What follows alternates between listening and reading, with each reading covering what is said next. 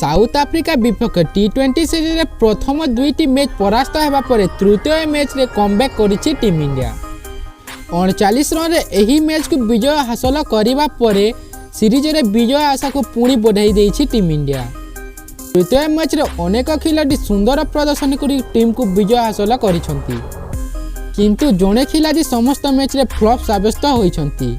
तृतीय मैच रे मध्य कोनोसी भल प्रदर्शन करि पारि नाहंती एही allrounder. Team India star allrounder Akshay Patel एवं दल पर मुंड बिधार कारण पलटिंट। प्रत्येक मैच रे सुजोग पाई मध्य लगातार फेल होइछंती अक्षय पटेल।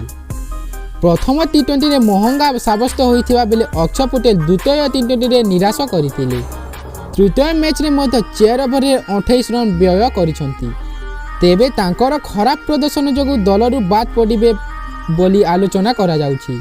तेबे अक्षय पटेल विपक्ष भाव में दीपक हुडा को सुजोग मिल पारे।